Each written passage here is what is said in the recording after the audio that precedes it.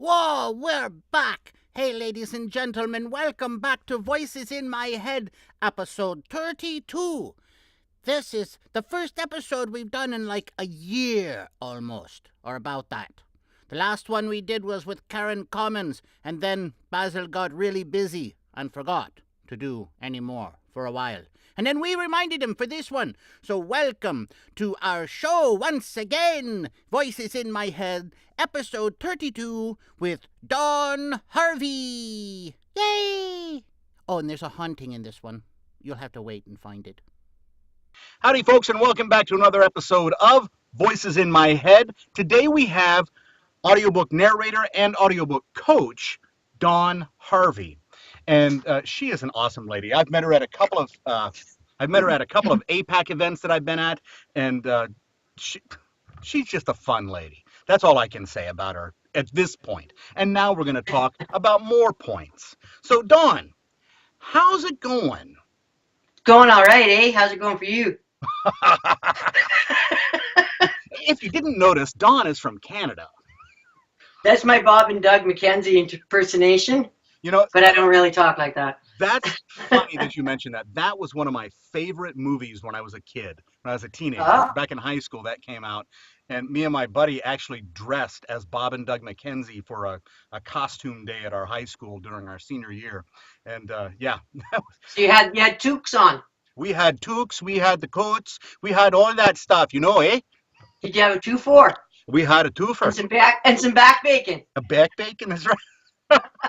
Yeah, I watched them on. I think I'm a little bit older than you because I knew Bob and Doug McKenzie from SCTV. SCTV, which was shot in Edmonton, just north of where I live. That's where I originally, me and my buddy John, that's what we originally were watching, SCTV with them, John Candy and Eugene Levy and all those guys. And they actually, Bob and Doug and all the other characters on there led me to try being a stand-up comic in the late after I was out of high school and could, well, not quite legally go into bars. I illegally went into bars and worked as a stand-up comic for about 3 years. It was and yeah, they were the motivators for it. That's a tough job. I'm glad I didn't stick with it because all the stand-up comics that I knew over the years, I joined the military and was away for several years. Right. And when I came back to it, I thought, you know what? All these guys my age who were doing stand-up when I was are drug addicts now. And I don't think that's a place I want to go. So I didn't.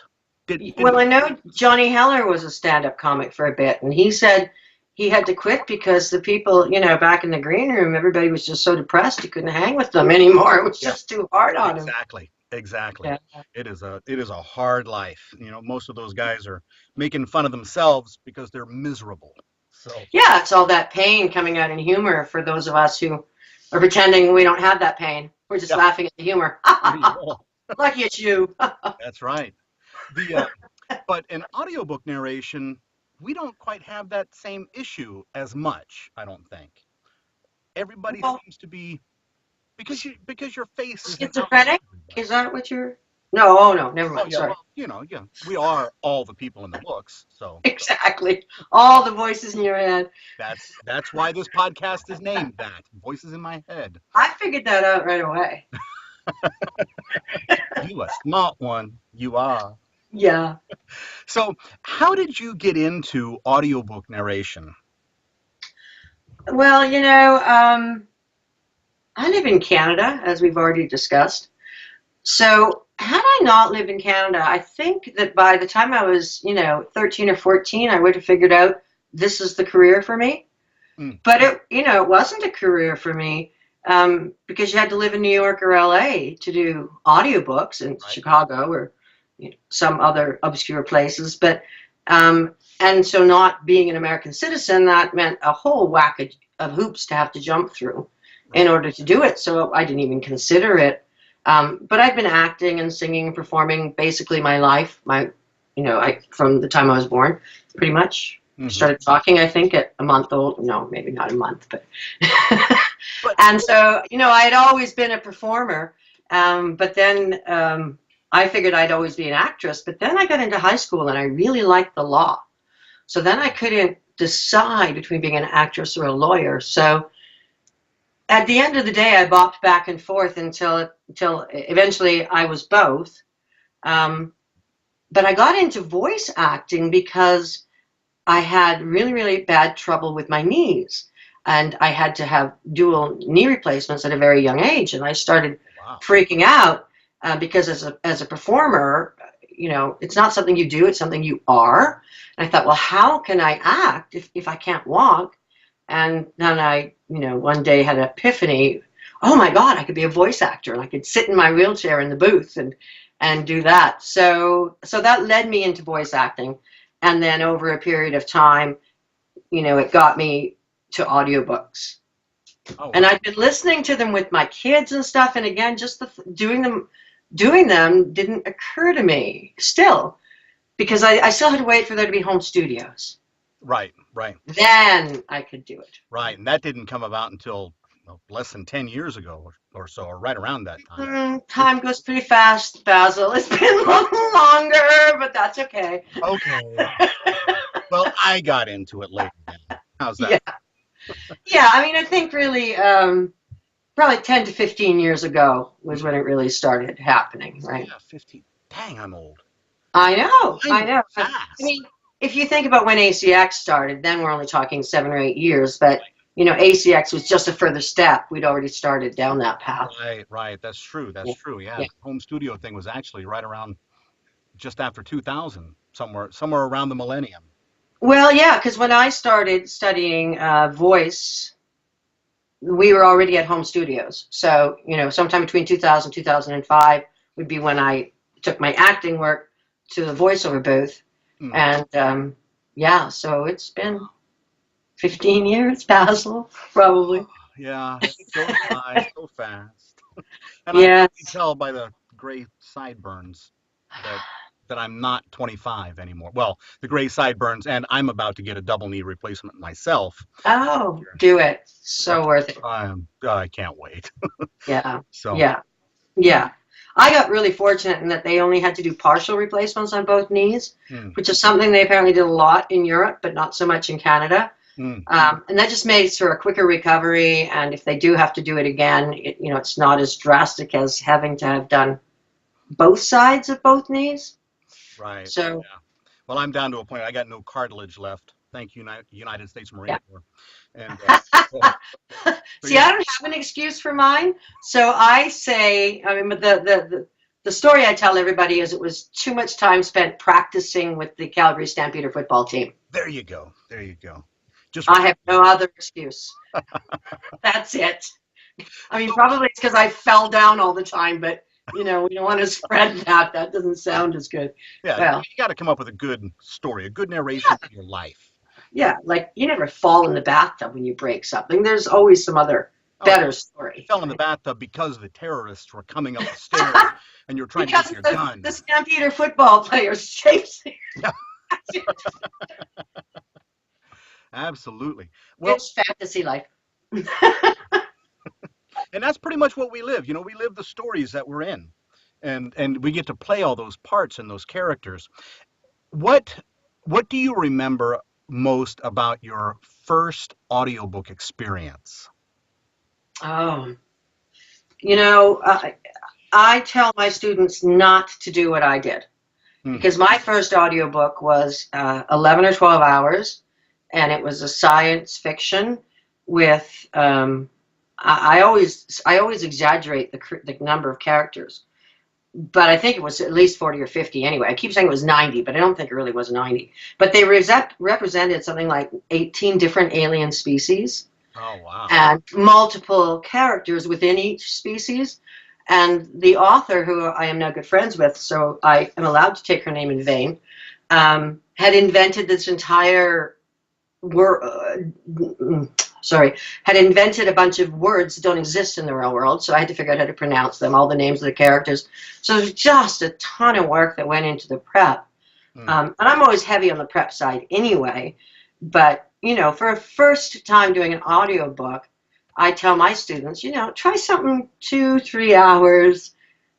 It's a lot less to bite off as a first effort, but And it didn't occur to me at the time that was really a stupid thing for me to be doing. Just in retrospect, I went, wow, that was ridiculous. That was hard. Oh, that And hurt. then it turned into it was a trilogy, and I just finished narrating the last book for the author. Mm. Yeah, and it was a great experience, and I did well. One of the great things about that being a first experience is that beginners often tend to take a bit too far with the character work. Mm. Don't have that subtlety developed. But in a sci-fi like that, you don't need that subtlety so much.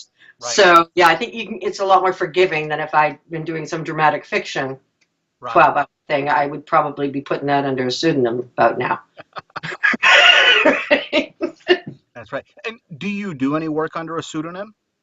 I have a few erotica books under a pseudonym. Yeah. Yep. That's one of the lines I drew for myself was, if I felt like I had to take a pseudonym to do a particular genre, maybe I shouldn't. Just for me. Just for me. But for me, it's more about the customers. right. And customers, and including my family members, what do I want them to find under my name? Right. Not so much that I'm offended by the work, but if you do children's books and stuff, which I've got a few out there, and I like children's books, I'd like to do more. I don't want them finding the erotica when they search my name. It's probably not good. Well, I was a youth pastor for 25 years. Oh. That's why I decided, okay, yeah, we got to be careful on what we're doing here, because some of these teenage kids will suddenly say, "Oh, he's doing this." Oh. Yeah, there are many reasons for wanting to use a pseudonym. Right. Being ashamed of the work, hopefully, isn't often one of them, but well, we got to make a living somehow. So yeah. now, how do you find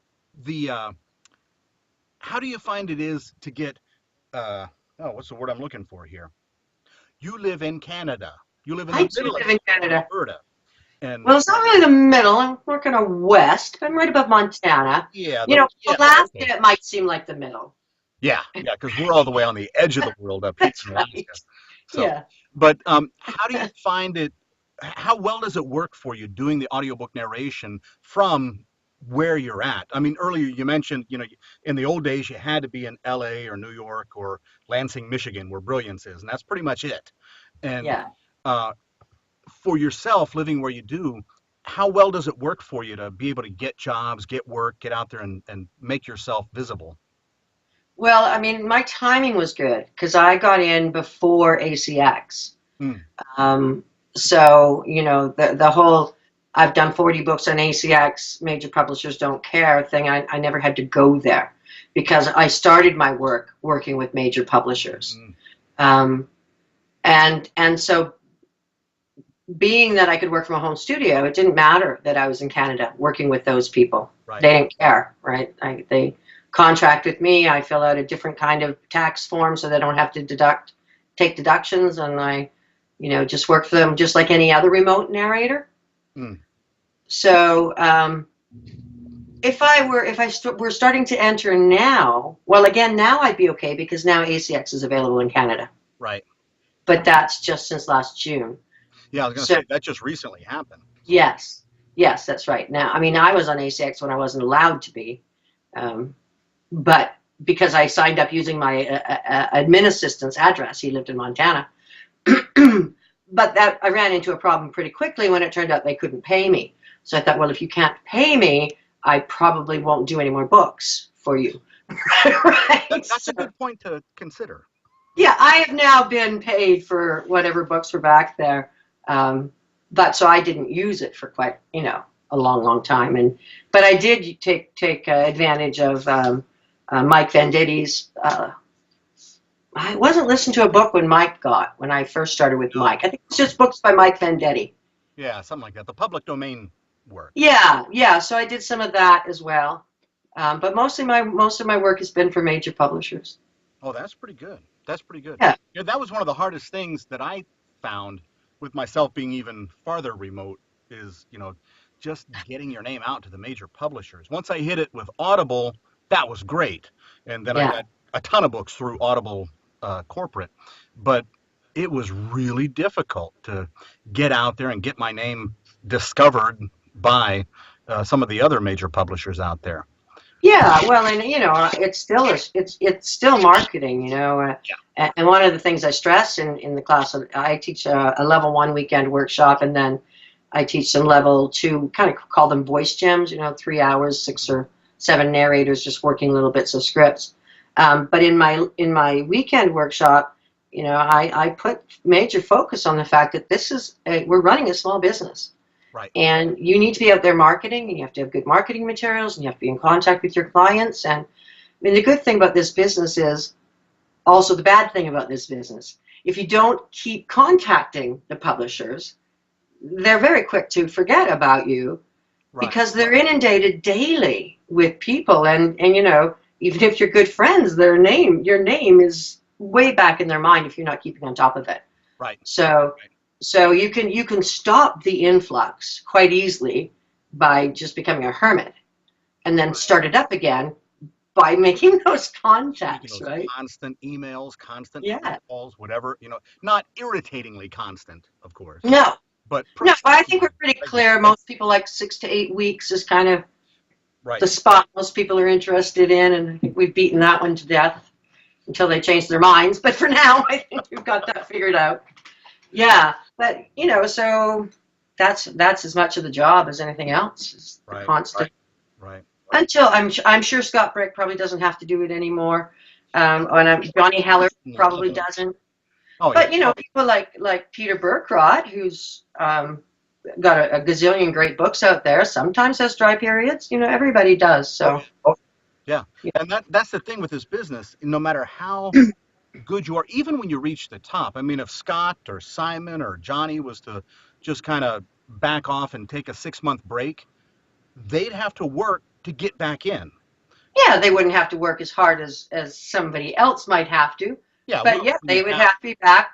20,000 buddies and earphone words. Yeah, they're just going to say. Yeah, I'm not sure Simon Vance is ever going to be really looking for work, but. That is very true. And so one of these days, I want to be him. Well, not exactly him, but in that. Being him to be pretty good. He's a pretty nice looking fellow. Lives in California. Got a nice wife. I mean, what's not to like, Basil? He's got a good life. He's got a good life and a great voice.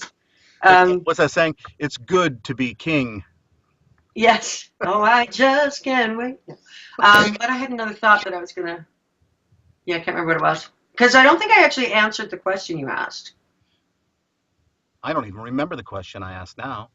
Yeah, you are old, Basil. Maybe I should. But I don't either, so don't worry about it.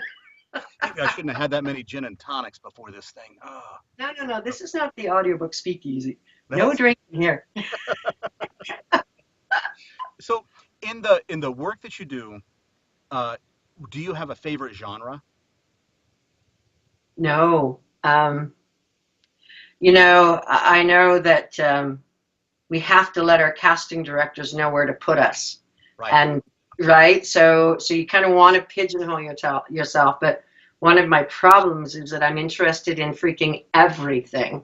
And there aren't enough hours in a day to be interested in everything. I mean, if I really had to say, I love literary fiction, just beautiful language that rolls, that paints amazing pictures. I just love doing that stuff. But I also love children's books, and I love nonfiction. And I love like Stephen King books are one of my favorite things I like to read. And I'm also a lawyer, and I like murder mystery, detective stories, legal thrillers. Right. So kind of out there hitting everything. And that's one of the great things about this job, is you can get in there. And, I've found that I love doing medical stuff. For some reason. For reading a post or something you posted exactly the other day. I used to be an EMT. I was an ambulance driver in our local rescue squad for several years, and I just fell in love with that stuff.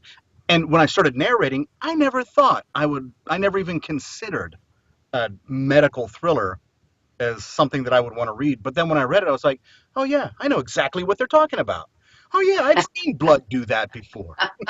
I've seen guts. Yeah, when you know, well, and that's kind of a double-edged sword again, because if you know about what they're talking about, then you also know when they get it really wrong, and it's really irritating when you know. Yeah. If you didn't know quite so much, you could, you probably let it slide.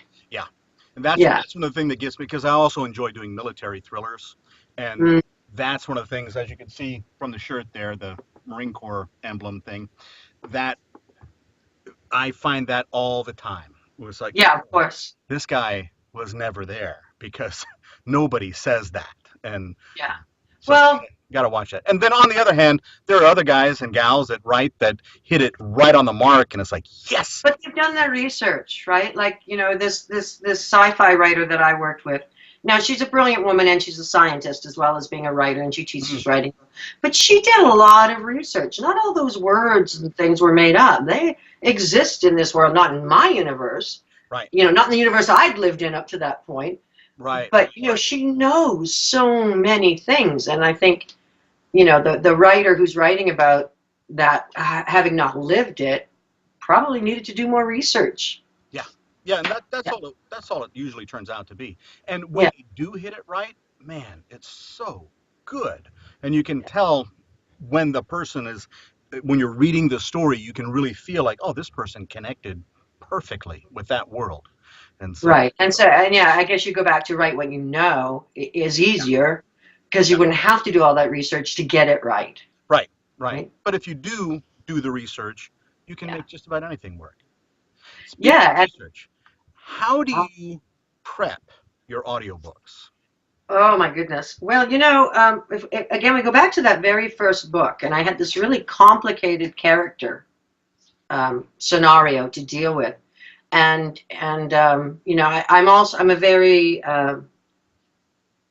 50-50 kind of person in terms of where my brain is. It's 50% creative and 50% analytical, Hmm. which explains why I'm an actor lawyer, I guess, right? If there could be any explanation, that's it. But so in my other life, I did a lot of work in corporations and used spreadsheets extensively to the point where I can't do anything without it being on a spreadsheet. I'm organizing a bunch of ladies to go to dinner and a theater on Friday night. It's all on a spreadsheet. Who's paid? Who wants to go what date?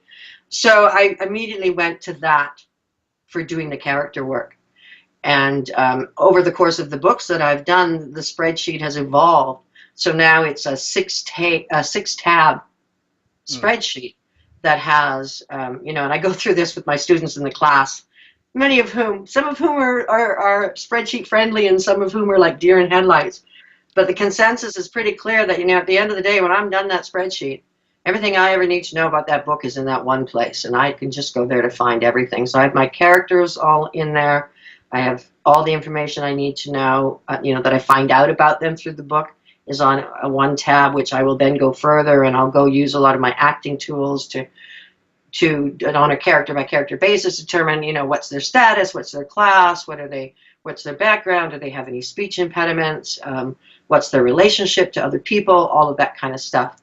Then I have a tab for pronunciations, and at the end of the day, when I'm done that, I've got the link to where I can go to hear it pronounced, and I've got the phonetics there, and I have the description, and I have another tab that I use to plan my work. I've got 82 chapters and so many pages, and how am I going to plot that over how many days I have to do it, and Right. yes, I'm totally spreadsheet oriented. I mean, in addition, I have my book on I annotate, and I'm writing notes, and all the things that people normally do, draw the circle around he cried and move it to the beginning of the sentence so that I don't get to the end and figure out that I did it wrong because he wasn't actually crying, those sorts of things. Right. So a combination between those two things is the majority of my prep.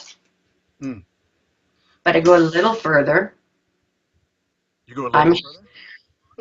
Just a little? I over prepare. I completely over prepare. But it means when I'm in the booth, I'm 1.5 to 1 is my ratio generally in the booth. That's pretty I good. know most people are 2 to 1, right? Right. But because I do such extensive prep, I don't have to spend as much time in the booth. Right. Because you're not doing a cold read. You're totally Oh, familiar with this thing.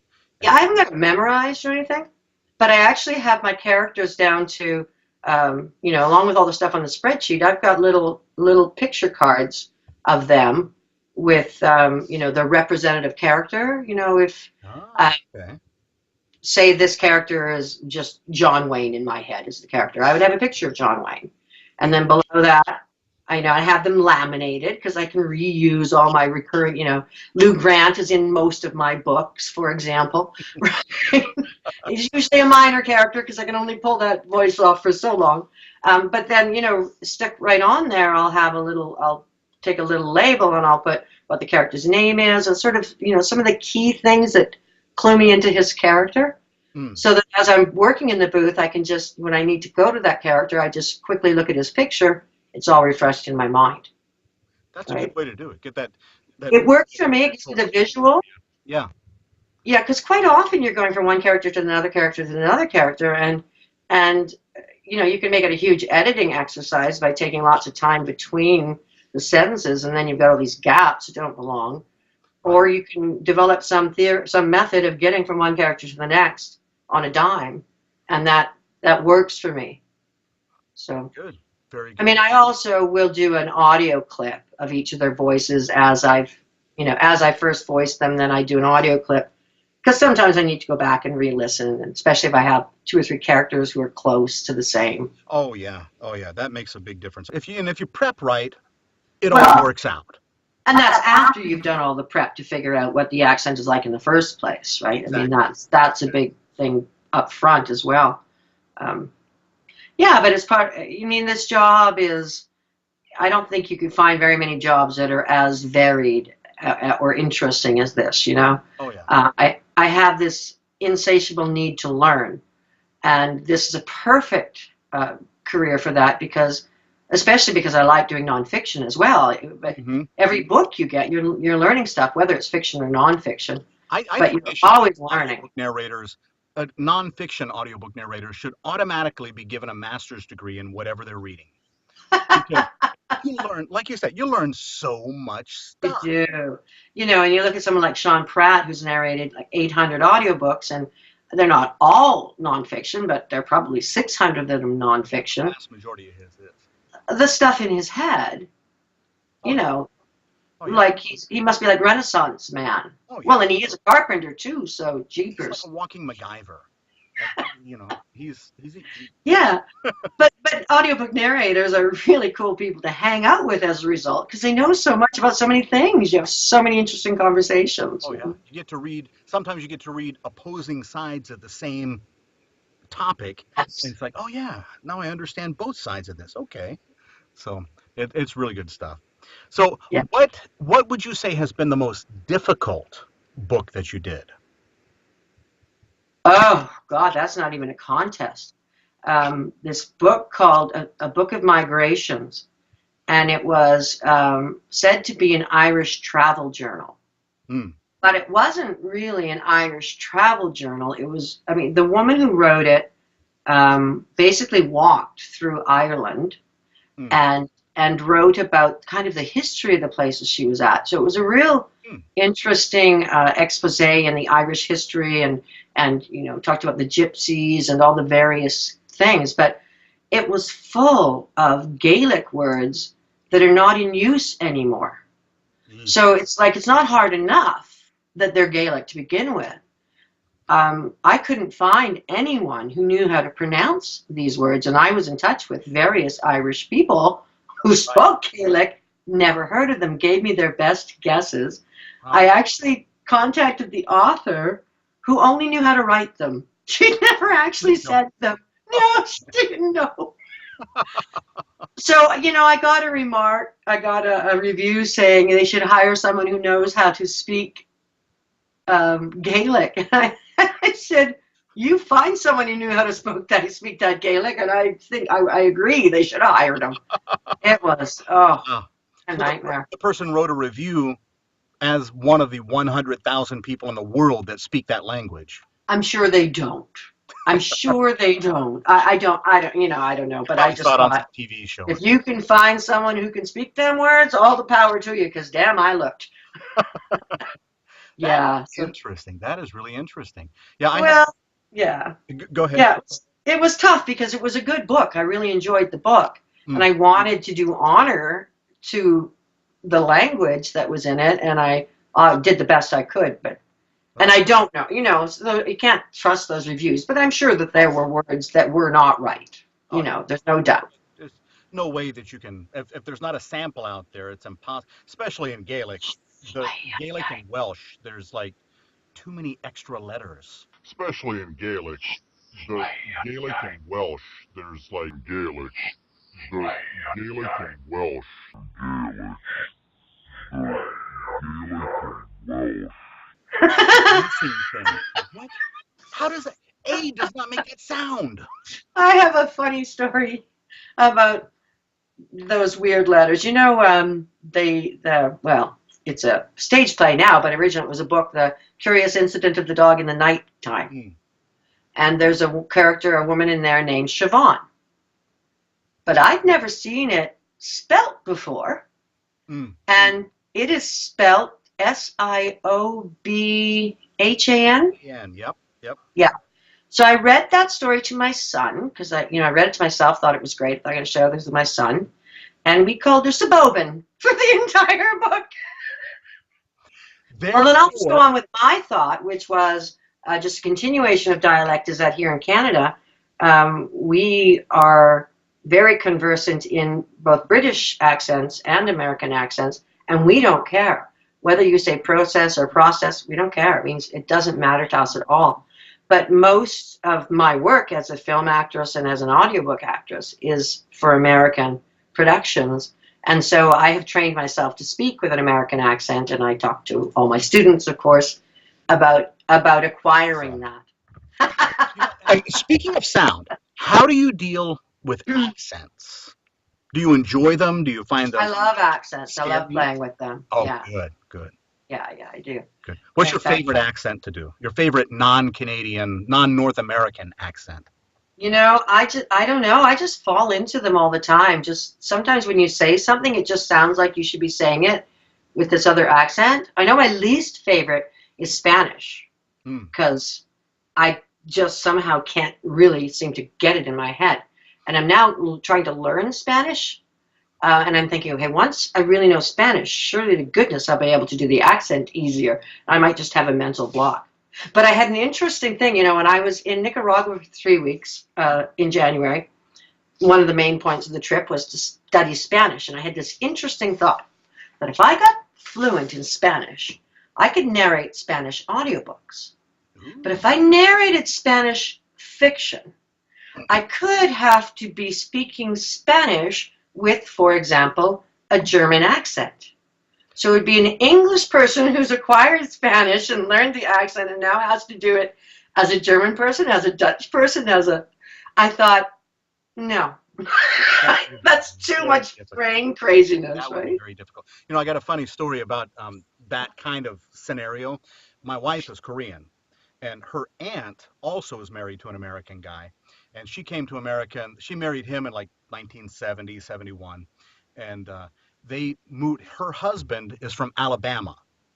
And now they live, he's retired, he was in the Army, he retired from the Army, and now they live in North Carolina. So here's an Alabama guy from North Carolina who taught his Korean wife how to speak English. Oh, poor girl. She speaks Korean with an Alabama accent. Oh, that's funny. It is the funniest thing in the world because Americans can't understand her English, and Koreans can't understand Korean either. Aww. She's been married to the guy for 40-some years, so she is she's totally from Alabama, as far as anyone can tell. Well, I know when I was in Nicaragua, I was involved in staying in these homestays.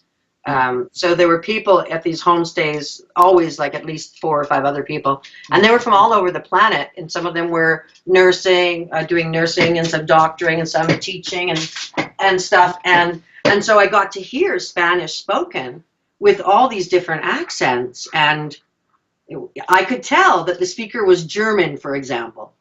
But try and speak the Spanish with the German accent, I thought, I don't know. I think I'm getting too old for that kind of brain power. You got to get a battery booster on the back of your head. I think. Yeah, I won't be doing Spanish audiobooks. This is Danny. He just came up to say hello. cute puppy. Hello, puppy. He's from Texas, but he doesn't have an accent. Oh, okay. He doesn't bark with a wolf, wolf. To some degree. So it's like a general North American accent, a general UK accent, and so Yeah. on. But Well, that would be nice if there were a general UK accent, because there's just way too many of those. oh yeah, that's something that I was talking to another guy about that, and he said that yeah, it's you go from village to village, and you can tell among 500 people who's from which side of the town. And it's But like, you know, it's like that in New York too, because mm, right, and they're not far apart from each other, all the different boroughs and stuff, and that's probably blending somewhat. But historically, there's been that difference. And then I look at my city, and I'm a city of I don't know, 1 million and some odd people spread out over a really large area, way bigger area than the boroughs and stuff. But we all sound the same. So I find it really interesting that these little pockets have developed this very different accent. I think it depends on how long you stay in your little insular society. Because like here Absolutely. in Anchorage, we have almost 400,000 people, but we all live on this little triangle of land sticking out in the ocean that we pretty much all have a those of us who are from Alaska have a pretty close accent. But if you go 50 miles north to Sarah Palin's territory, half those people speak with a Minnesota accent. And if you go another 400 miles north to my hometown in Fairbanks, everybody speaks with some totally different accent that's not even distinguishable. It's like, okay, is this Midwest American or is this Canadian or is this Seattle? What is this accent? Where are you from? Yeah, exactly. I know we got, a large percentage of our people up here are from the military, and so they're from Sure. all over the country, Right. and their Right. accent blends in too. So, Yeah, and so if you go to that, International Dialects of English Archives, mm, and the guy will have 15 different people from Sicily or something, and depending upon how long they've been in the United States before they did the recording, where else they lived, how old they are, what village they were in, the accents are very different from one to the next. oh yeah, oh yeah, oh yeah, and you can never tell. That's the fun thing about this job, though, is we get to experience all of that linguistic science that most people will never experience in their life. And Or want to. yeah, So many people don't want to be the grammar nerds we are. yup. I just want to see the characters, man. That's all I want.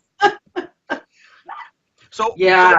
as we wrap up here, what would be the main advice you would want to give to new narrators, people wanting to get into the business or just starting? They got their first book, maybe.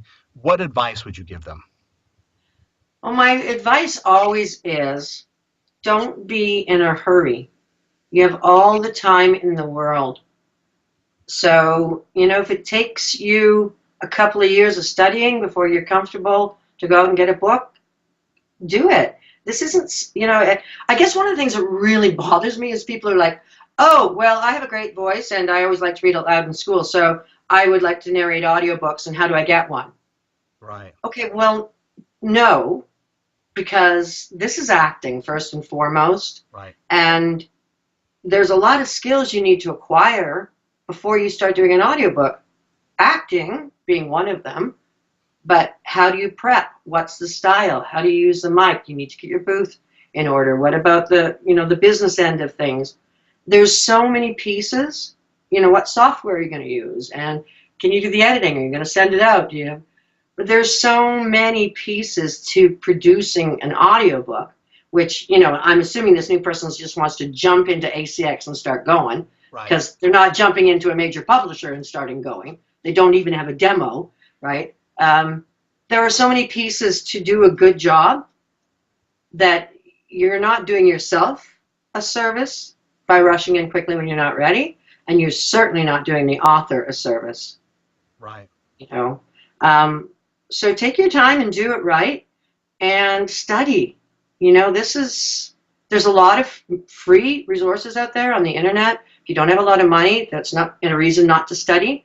There's a gazillion YouTube videos. There's a gazillion Facebook groups and articles and lots of stuff you can do without spending a lot of money. And and you can start practicing, but recognize that, you don't start a new profession without training. Right. And, when I became a lawyer, I went to law school for 3 years, and I spent God knows how many hundreds of thousands, well, I'm in Canada, how many tens of thousands of dollars I spent, and the time I put into it. This is no less difficult. Right. Right. Right? Absolutely. I absolutely agree. And Yeah. now you're going to be appearing here in I, Alaska the end of next month, virtually present. well, I haven't been there physically, so this will be the closest I've come. At least I'll be there virtually. You'll be able to Skype your way in, and I don't know if from where the TV sits with the camera, I don't know if you can see out the window or not, but you might Uh, be able to see some mountains, or more than likely, you'll just see the people smiling faces. But that'll be good. That'll be all right. so we're looking forward to having that happen. And I'm looking forward to it too. It'll be great. okay, great. Thank you very much for being on the show. I appreciate it, and it was a fun chat. I like. Yeah, I hope we said something worthwhile. I hope it wasn't just chitty chatty. I hope somebody got something out of it. I think we said a little bit of stuff. I think they did. I've done enough of these to know. So okay, I enjoyable. missed all your leprechaun friends though. Where were they today? I typically invite them up at these things, but in this particular case, they actually they're right here at the door. Hold on a second. Oh, isn't that nice? You tell them hello. Hey, tell them I've got relatives from Ireland. My grandpa's from Ireland. Hi. He's been a while. Hey, this is Bertold. I'm the youngest of the brothers here. And I really enjoy your stuff there, Dawn. We saw you at APAC the other year, last time Basil was there, and we went with him. But at the same time, we were hiding because, we're leprechauns and people make fun of us and try to pinch us and take our gold, and we don't like that. That happens to me all the time. So I have a question for you. Uh-huh. If you were to go to Ireland, and if you had to learn Gaelic, and if you had to order your food with a Gaelic word, what would you do? I think I'd take a universal translator with me, and then I'd speak into the translator what I wanted, and it would shout out the Gaelic out the other end. Well, they got those, do they? They got those? We've been struggling through this for 200 years. What the? Yeah, it's the 21st century. We got Lieutenant Uhura's universal translator thing going on now. Oh, yeah. She was a cutie. I had a crush on her, but she was way too young for me. Anyway, life is what it is. I suppose. You guys, but you're looking well for a guy your age there. Well, we age differently than most beings. And, as long as you don't get squished or crushed or have someone do something nasty to you, you can live a long time when you're a leprechaun. But, it doesn't always happen that way, which is why there's only a small number of us that, exist. And maybe why me and my brothers moved to Alaska, because people aren't hunting us here. Well, I'm honored to have spoken with you there. Well, thank you very much. I appreciate. And by the way, your Irish accent sounds almost Irish. That's pretty good. Oh, little bit Irish. Depends on what part you're from, though. Oh, that's true. We're actually leprechauns, so we have our own separate thing. But, I suppose you would. Yes. It's kind of cartoonish according to some people, but then I punch them in the face and they stop complaining. So it's okay. I like your conflict resolution skills. They're wonderful. Every time. Okay. All right. Thank you, Bertold. Well, I'll see you soon, Basil. Yes, we'll see you in a bit. And thank you very much again for being on the show. Thanks for having us. Danny says, bye-bye. Puppy, have a good day, puppy. Okay, that scary haunted part was kind of creepy. Makes me think one of those banshee-type ladies was in the video or something. I'm kind of creeped out. But Dawn was fun to be with anyway, and so I hope you enjoyed the show. This is Feely of the Leprechaun Brothers telling you that we're done with the show. It's over with. Gerald the Troll, roll the credits. They're already rolling, Mr. Feely. This show is filmed live before a studio audience in Basil's booth. The studio audience being me and the four brothers. And it's copyright 2018 by Sandman Production Studios of Alaska and Basil Sands and that loud truck that just rumbled by outside. We'll give him some credit too for being in the show. It featured a truck. A large truck, maybe a lorry. And no lorries were harmed in the making of this video. Only because there's no one named Laurie in this house. So we couldn't harm them. Anyway. Have a nice day, folks. Bye.